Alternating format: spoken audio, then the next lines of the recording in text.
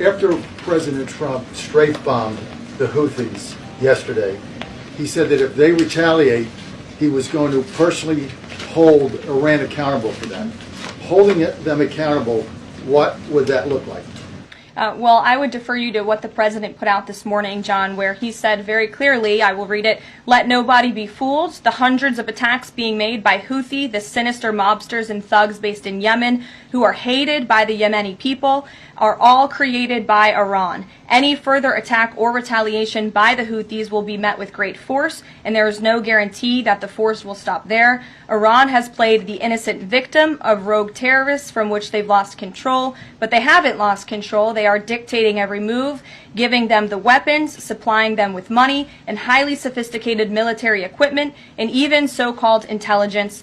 Every shot fired by the Houthis will be looked upon from this point forward as being a shot fired from the weapons and leadership of Iran. And Iran will be held responsible and suffer the consequences, and those consequences will be dire." That is a statement from the President of the United States just moments ago. I have nothing additional to share, but our message to Iran is you better take this president seriously, and I think the Houthis learned that the hard way this past weekend. As I said in my opening remarks, there's a new sheriff in town, and this president is not just going to sit on his hands and allow terrorists to launch attacks on commercial vessels and U.S. naval ships. Those actions will not be tolerated.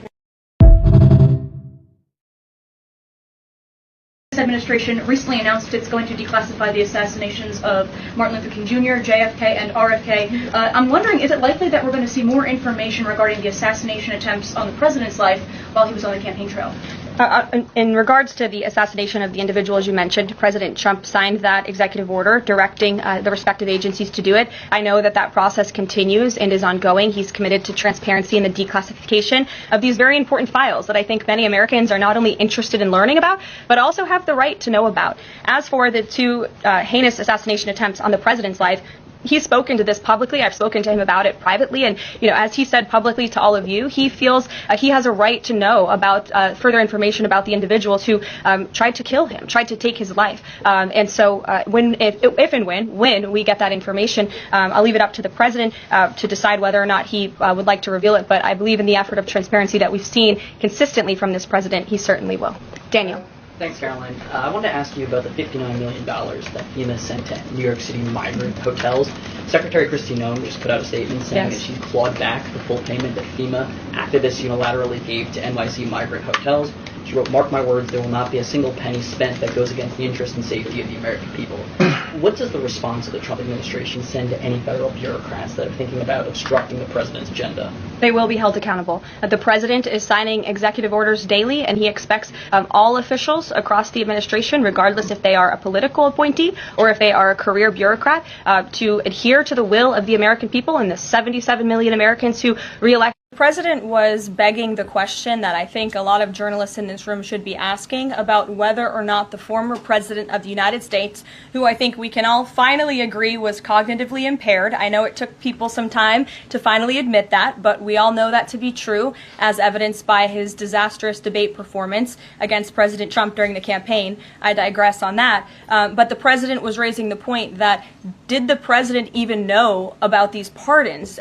Was his illegal signature used without his consent or knowledge? And that's not just the president or me raising those questions, Caitlin. According to the New York Post, there are Biden officials from the previous White House who raised those questions and wondered if the president was even consulted about his legally binding signature being signed onto documents. And so I think it's a question that everybody in this room should be looking into, because certainly that would propose perhaps criminal or illegal behavior if staff members were signing the President of the United States autograph without his consent. Is on the record talking about issuing preemptive pardons to these people. But was he aware of his signature being used on every single pardon? That's a question you should ask the Biden White House. Is there any evidence or talking about issuing preemptive pardons to these people? But was he aware of his signature being used on every single pardon? That's a question you should ask the Biden White House. Is there any evidence on that he wasn't aware of it? You're a reporter. You should find out. Okay, Sean. so I have a question on the fighting back by appealing, fighting back by using the full weight of the White House counsel's office and our lawyers at the federal government who believe that this injunction is entirely unconstitutional. And it is, for anybody who has a basic understanding of the law. You cannot have a low-level district court judge filing an injunction to usurp the executive authority of the President of the United States. That is completely absurd. And as the executive of the executive branch, the President has the ability to fire or hire. And you have these lower-level judges who are trying to block this President's agenda. It's very clear. And as I just cited, I was appalled by the statistic when I saw it this morning. In 1 month, in February, there have been 15 injunctions of this administration in our agenda. In 3 years under the Biden administration, there were 14 injunctions. So it's very clear that there are judicial activists throughout our judicial branch who are trying to block this president's executive authority. We have an interesting development on a story we reported on a few weeks ago. When President Trump officially changed the name of the Gulf of Mexico to the Gulf of America, the Associated Press threw a fit and refused to abide by the name change. In response, the White House barred the Associated Press from attending future presidential events. Well, the AP didn't like that, so they tried to take it to court, alleging that the White House violated its First Amendment rights. But that didn't work out for them. U.S. District Judge Trevor McFadden refused to immediately order the White House to restore the AP's access to presidential events. And he also brought up another question. Who has the right to decide who is in the White House press pool? You would think it would be the White House, but it's historically been the White House Correspondents Association.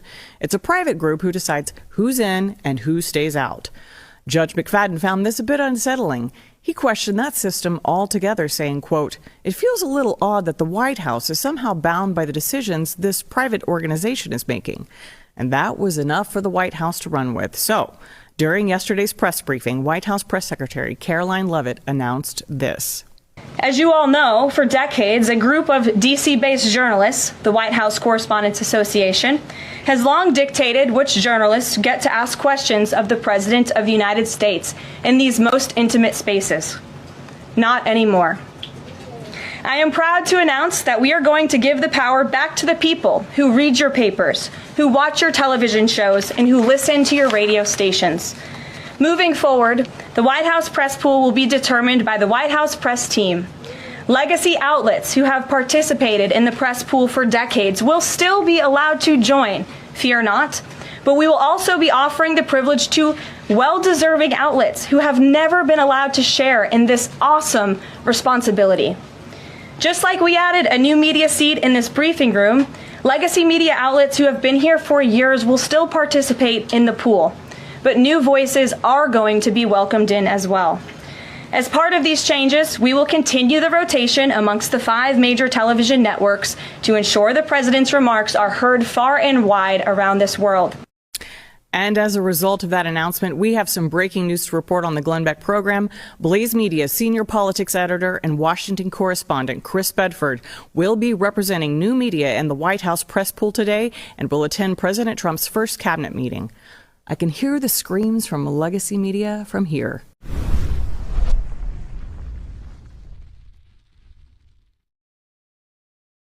Not one Democrat senator voted to protect women's sports from males. Not one Democrat congressman or congresswoman stood to applaud or support protecting women's spaces and sports at the president's joint session to Congress last night, as you articulately mentioned at the beginning. So I'm wondering, what message is that sending to not only young women who are competing in these sports across the country, but also to the parents of these young girls? Yeah.